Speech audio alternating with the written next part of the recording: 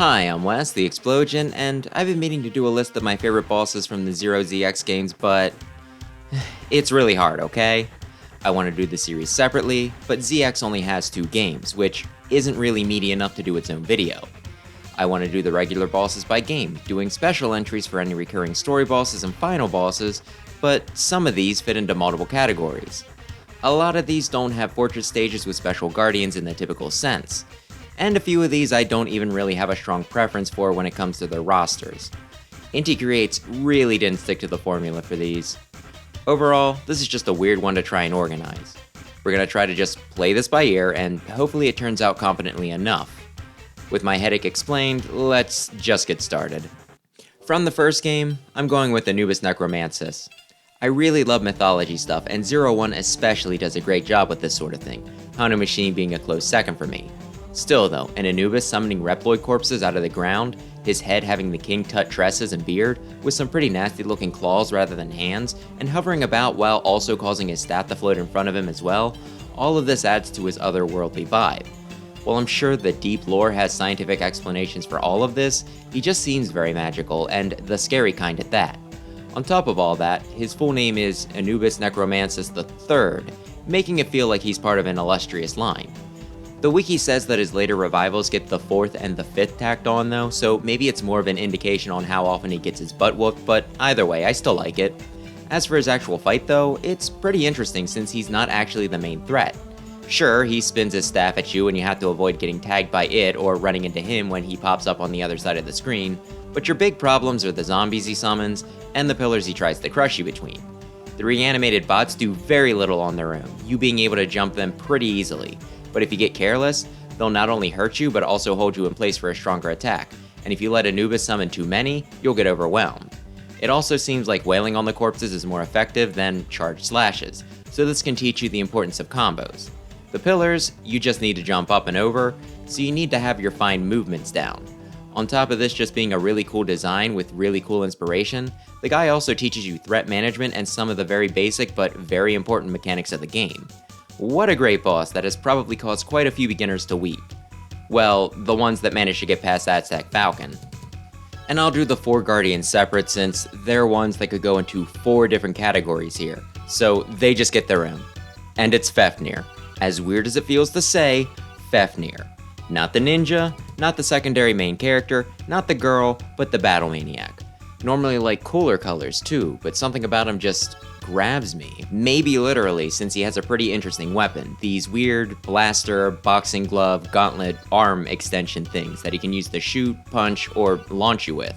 And I do have a fondness for brawlers, which he kind of is, and I find his personality endearing. Him just wanting to have some awesome fights and treating Zero more like a friend than an enemy or potential lover. 2 of the others feel like they cross a line with this. His love for battle is also a shonen trope, maybe not enough to make him necessarily the main character, but most manga have at least one guy like this. His battle's also probably the most straightforward of the 4, you not having to contend with any gimmicks or external factors, so there's a fair chance that he was the first I beat, which might subconsciously make me biased towards him. Whatever the case, he was my favorite and still is my favorite, despite the other 3 seeming like they'd be more my speed on paper. Funny how these things work sometimes. For 2, Panther Flowclaws, mostly for his design. He's a cool looking panther, an off shade of black for the majority of his body, with some warmer colors thrown in to really make him stand out. And his big, dumb claws that crackle with electricity leave an impression. His boss fight also isn't bad. It's unique how you can fight on top of 2 shifting train cars, and if you're feeling bold, you can even cheese some of the encounter by hiding between the 2 with some careful wall climbs. I also feel like it's one of the more balanced fights in the game. Sure, he throws a lot of projectiles and has some pretty wide jumps, but you can learn to deal with them. Some of the other bosses have some real bullcrap elements thrown in their fights, and the polar bear is pretty underwhelming, but Panthers feels just right. Cubic Foxtar from Zero 3 has one of the most annoying fights in the game, them throwing a ton of projectiles out that go all over the place, hitting pretty much the whole screen so that your safe spaces are constantly shifting and making dodging a tall order.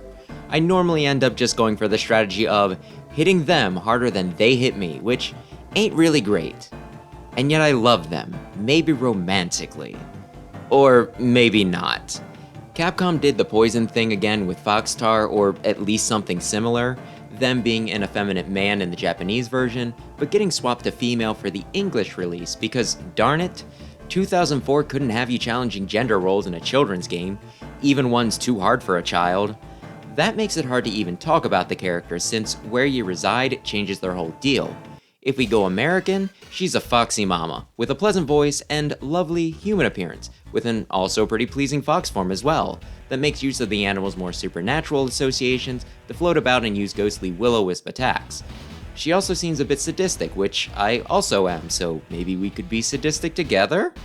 Overall, I just really like them, yes, in that sense. And if we go with the original Japanese, which is typically the standard for determining what's canon, look, I'm not into dudes, and I definitely didn't write a short series of poems for him, which I posted up on the channel before reading up on him. Though, even if I'm no longer in love with him, most of what I previously said still holds true. I still think he has a cool design and theme, and hey, I also like characters whose gender is a little ambiguous, so he'd have that going for him as well.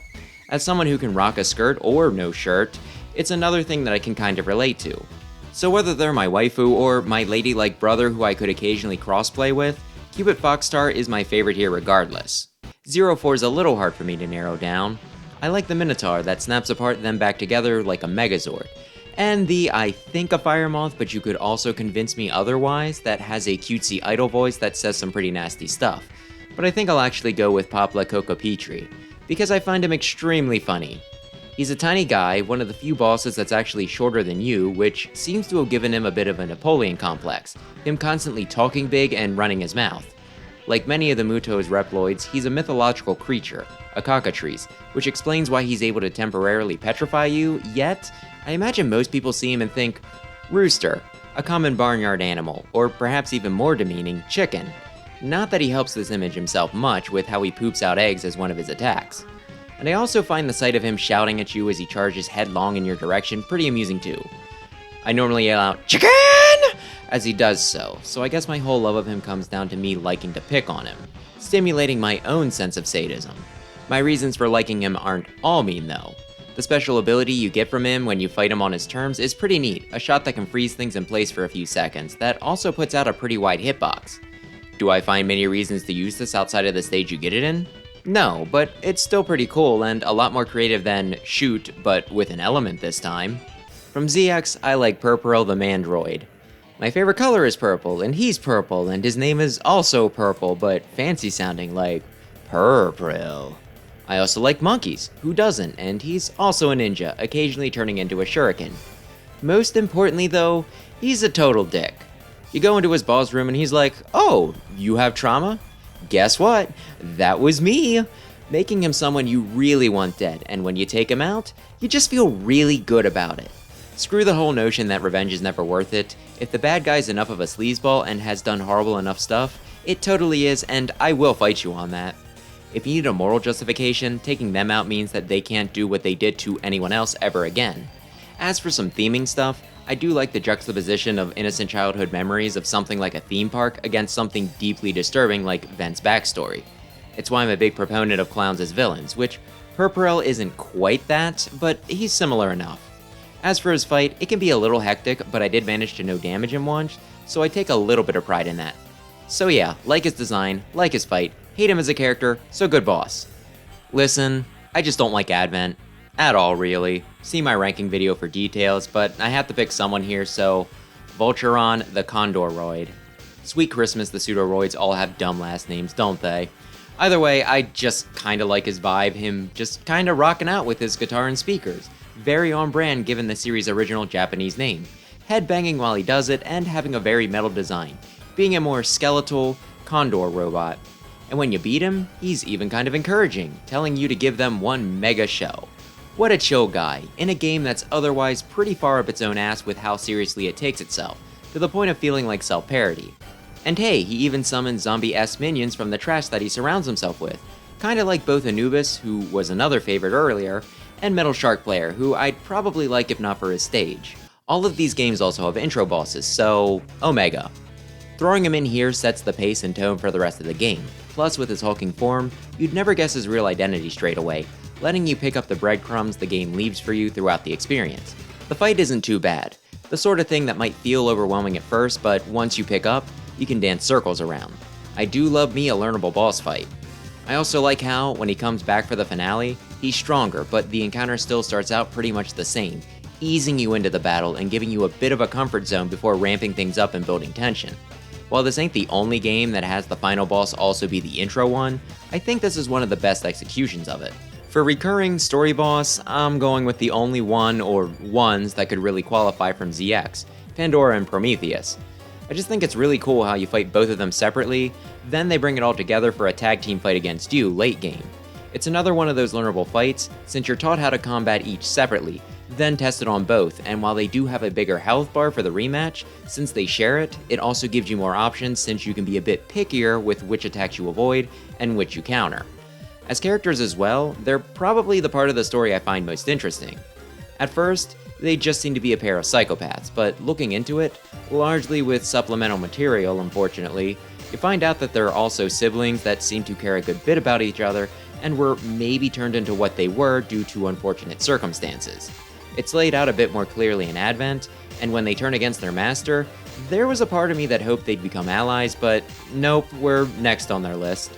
While disappointing and a little sad, it really reinforces just how twisted they become, and I was looking forward to possibly seeing them again in what was ever planned for after Advent. Unfortunately, that never happened.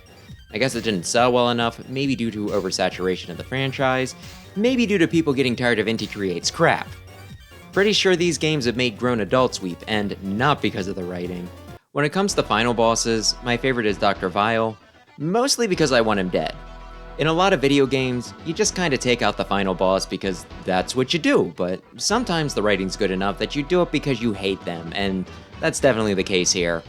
With him getting 2 games, he's given plenty of time to disgust you, but even in 0-3, when you don't actually go head to head with him, he spends the entire time scheming for power and being evil just for the sake of being evil, that I got a pretty good distaste for him early on. And unlike the other bad guys who you kind of get an idea of where they're coming from, Vile never gets even a little bit of redemption. There's no sense of sympathy for him, no lingering doubts that maybe his circumstances turned him into a monster, or that maybe he can come back if you just reach out a hand in understanding, like with Prometheus and Pandora. Both scenarios can work well enough if done right, I'm not contradicting myself. There's a brief moment where I worried that they were going to try for redemption, but nope. They merely explain that because of a certain event, he went from being an asshole to an angry asshole. You still get to murder this guy that you've hated from the get-go, guilt-free, and I think that's pretty special. On top of that, he might somehow have a more thrilling finale than Omega.